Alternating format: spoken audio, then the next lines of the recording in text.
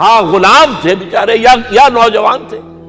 نوجوانوں پر بزرگوں کو خود ہی حق حاصل ہوتا ہے، جو چاہے کرے. اور غلام تو ملکیت ہوتا ہے، زندہ ذبح کر دے تبھی کوئی پوچھنے والا نہیں. تو جو بیت رہی تھی بلال پر، ابو فقی پر، زنیرہ پر، جو ان پر بیت رہی تھی، جو خباب پر بیت رہی تھی، جس طرح ہلاک کیا گیا ہے حضرت سمیہ کو، حضرت یاسر کو، یہ ساری تکلیفیں انہیں بھی تھیں. لیکن کیا اس کا یہ بالواسطہ ایذا محمد کے لیے نہیں تھا صلی اللہ علیہ وسلم. آپ کے ساتھی، آپ کے جانثار. لیکن آپ ان سے بھی کیا کہیں، فصبروا فصبروا فصبروا. جب ابو جہل بدترین ٹارچر کر رہا تھا حضرت سمیہ اور حضرت یاسر کو رضی اللہ تعالی عنہما، آپ کے علم میں ہے کیسی کیسی ٹارچر کی ہے. جوان بیٹے کو باندھ دیا ایک ستون کے ساتھ، اس کی نگاہوں کے سامنے برہنہ کیا ہے ماں کو.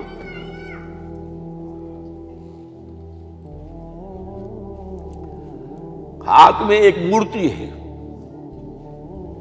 جب تنگ آ گیا، ستا کر تنگ کر کے مار مار کے حضرت سمیہ ٹس سے مس نہیں ہو رہی.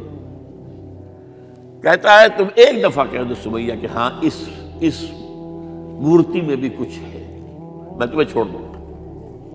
انہوں نے تھوک دیا، برچھا مارا ہے شرمگاہ کے اندر.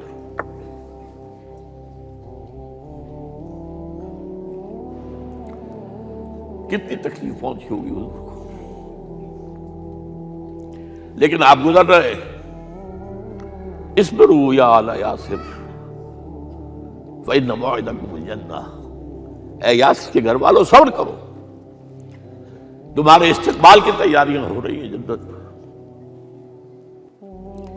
یہ سیرت کچھ بلاتا سناتا ہے.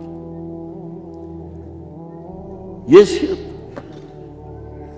یاسر کے ساتھ کیا کیا ہے؟ 4 اونٹ نر سانڈ، اور ان کے ساتھ رسے باندھ کر ایک رسے سے ان کا ایک بازو باندھا، ایک سے دوسرا بازو، ایک سے ایک ٹانگ، دوسرے سے دوسری ٹانگ. انہیں دوڑایا ہے کہ پرکھتے ہو جیسے قسم کے. یہ دین ایسے ہی قائم نہیں ہوا. عدل و انصاف کا نظام ٹھنڈے ٹھنڈے قائم نہیں ہوتا، گھر میں آرام سے بیٹھے ہوئے قائم نہیں ہوتا. اور سنیے، 3 برس شیب بنی ہاشم کے تو قید ہے. 3 برس. اور یہاں کی قید پر قیاس نہ کریں. یہاں تو جیل میں کھانے کو ملتا ہے، راشن ملتا ہے، جیسا بھی ملتا تو ہے نا. اور لیڈروں کے لیے تو class A class B class ہے. اب تو ان کا تو لیڈر تو لوگ جب آتے ہیں جیل کاٹ کر معلوم ہوتا ہے کہ شاید کسی صحت افزا مقام سے تشریف لا رہے ہیں. وہاں کیا تھا؟ Total boycott. ایک گھاٹی، ادھر پہاڑ ادھر پہاڑ، دونوں طرف جو ہے پہرے. کوئی کھانے پینے کی چیز اندر نہیں جائے گی.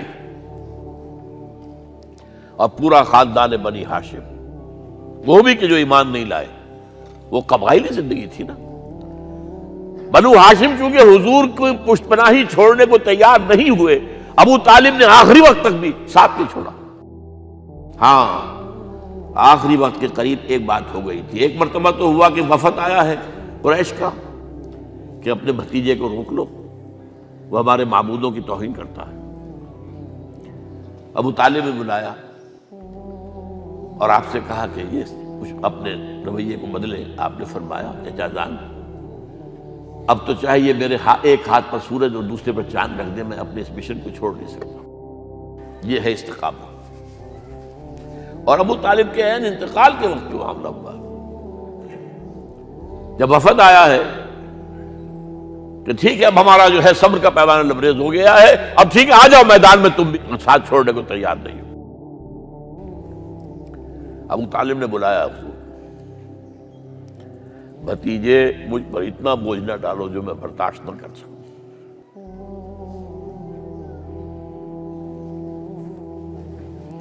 حضور کی آنکھوں میں آنسو آ گئے. چچا جان اب تو یا یہ بات بری ہوگی یا میں اپنے آپ کو ختم کر دوں، اسی میں ختم ہو جائے. بہرحال شیب بنی ہاشم میں 3 برس اس حال میں گزرے ہیں ٹوٹل بائیکاٹ، کوئی کھانے پینے کی نہیں۔ کچھ لوگ تھے شریف النفس، مثلا حکیم بن حزام تھے رضی اللہ تعالیٰ اور بعد میں ایمان لے آئے۔ حضرت خدیجہ کے وہ رشتہ دار تھے، وہ پہاڑ پر چڑھ کر ایک طرف سے رات کی تاریکی میں، دونوں دروازے تو بند ہیں، پہاڑ پر چڑھ کر چوٹی سے نیچے اتر کے کوئی چیزیں کھانے پینے کی دے آئے تو دے آئے، بس صلی اللہ علیہ وسلم۔ کوئی اور ایک آدھ ہوگا ایسا۔ یہاں تک نوبت آئی ہے کہ بنی ہاشم کے یہ پھول جیسے بچے معصوم بھوک سے بلبلا رہے ہیں، اور اس کے سوا کچھ نہیں ہے کہ سوکھے چمڑے ابال کر اس کا پانی ان کے حلق میں ٹپکا دیا جائے۔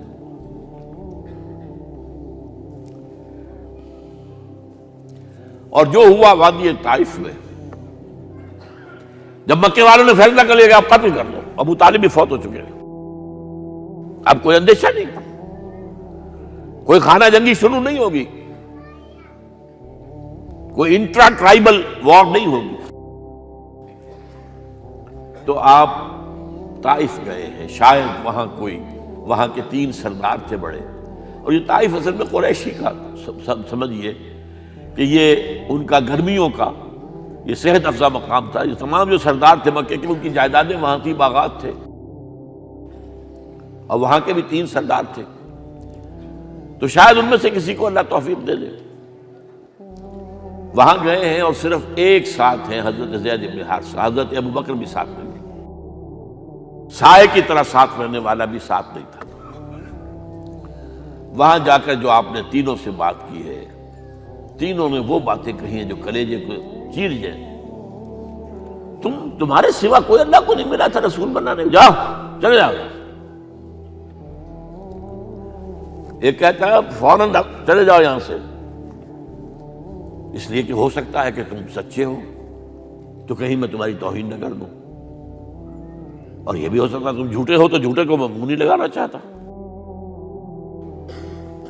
3 دن کی یہ سختی، اور اس میں کیا ہو رہا ہے، اسٹریٹ ارچنز جو کہلاتے ہیں ہمارے یہاں، ٹھوکرے گلیوں کے، انہیں اشارہ کر دیا ذرا ان کی خبر لو، اب وہ پتھراؤ کر رہے ہیں۔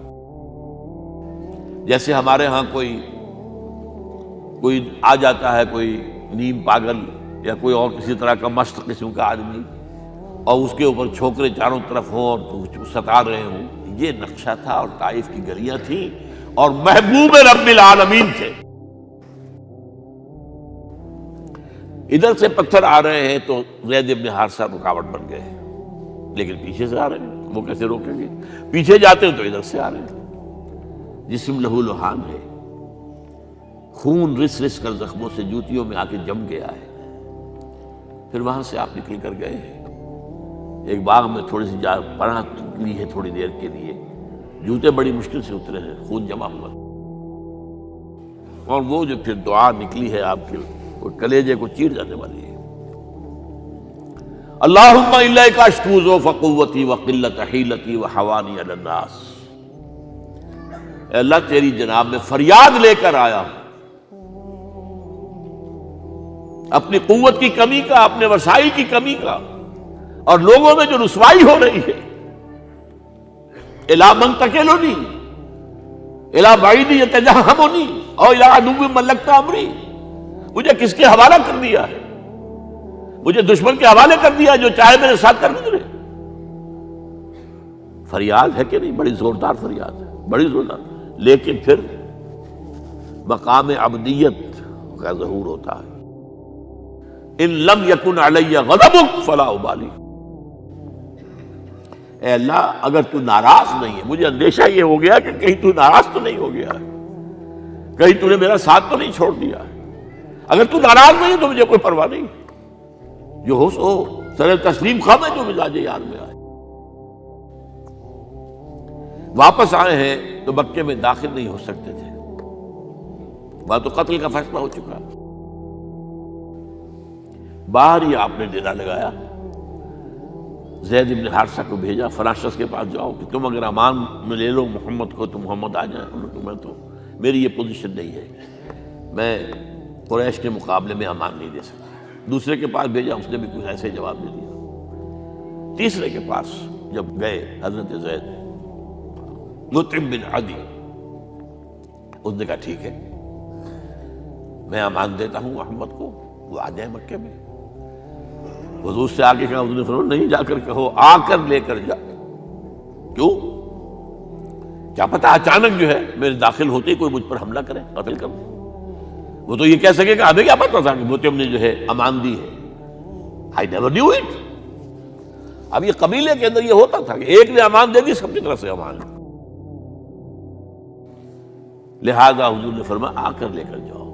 وہ اپنے 6 بیٹوں کو ہتھیار سجا کر لے کر آیا ہے اور پھر لے کر گیا حضور کو، کہتا ہوا گزر رہا ہے راستے میں، لوگوں سن لو محمد میری امان میں ہے صلی اللہ علیہ وسلم۔ اس لیے آپ کو مکے کے اندر پھر 2-2.5 سال مزید رہنے کا موقع ملا ہے، اور اتنا بڑا احسان آپ نے مانا پھر موتیم بن عدی کا کہ غزوہ بدر میں جب 70 اسیر تھے قریش کے حضور کے پاس، تو آپ نے فرمایا تھا کہ اگر آج موتیم زندہ ہوتا اور وہ سفارش کرتا تو میں ان سب کو چھوڑ دیتا بغیر کسی فدیے کے۔ بہرحال یہ چند باتیں میں نے آپ کو بتائی، باقی تو یہ کہ غار ثور ہے کیسی کیسی، اور پھر غزوہ بدر سے پہلے کی رات ہے، اور وہ آپ کا زندگی کا طویل ترین سجدہ ہے اس میں، جہاں تک یہ الفاظ بھی آپ نے کہہ دیا، اللہ اگر کل یہ جو 313 یہاں جمع ہیں اگر یہ ختم ہو گئے تو پھر قیامت تک تیرا نام لینے والا کوئی نہیں ہوگا، میں آخری رسول اور میری یہ 15 برس کی کمائی ہے۔ اس پر کہا حضرت ابوبکر نے، وہ پہرےدار کی حیثیت سے کھڑے تھے، کہ حسبک حسبک حضور بس کیجئے بس کیجئے۔ بہرحال بدر ہے، احد ہے، زخمی ہوئے ہیں، دندان مبارک شہید ہوئے ہیں، خون اتنا بہا ہے کہ بے ہوش ہو گئے ہیں، اور خبر اڑ گئی ہے کہ آپ شہید ہو گئے۔ یہ سب کچھ، اور سب سے بڑھ کر حمزہ کی لاش سامنے آئی۔ کیسی لاش؟ ناک کٹی ہوئی ہے، کان کٹے ہوئے ہیں، پیٹ چاک کر کے کلیجہ چبایا ہوا ہے۔ کس طرح برداشت کیا ہوگا آپ نے؟ اپنے اوپر تاری کر کے دیکھیں، یہ حمزہ کون ہے؟ چچا ہے، دودھ شریک بھائی ہے، خالہ داد بھائی ہے، ساتھ کا کھیلا ہوا ہمجولی ہے، اور اس کی لاش ہے۔ جو قلب اطہر پر بیت رہی تھی وہ مدینے میں آ کر ایک بڑا ماحول بدلا ہوا تھا، تب وہ بات سامنے آ گئی۔ جب آپ مدینے واپس تشریف لائے ہیں تو ظاہر بات ہے کہ زیادہ انصار کے لوگ تھے جو شہید ہوئے تھے۔ بدر میں مہاجرین تو میرے خیال ہے 1/4 تھے نمبر کے اندر، 3/4 تو انصاری تھے۔ اسی طریقے سے احد کے اندر معاملہ ہے، تو مختلف گھروں سے عورتوں کے بین کرنے کی آوازیں آ رہی تھی، اس لیے کہ اس وقت تک بین کرنا حرام نہیں قرار دیا گیا تھا، ممنوع نہیں تھا۔ آوازیں سن کر حضور کی زبان مبارک سے نکل گیا، اما حمزہ تو فلا بواکی لہو، ہائے حمزہ کے لیے تو کوئی رونے والی بھی نہیں ہے۔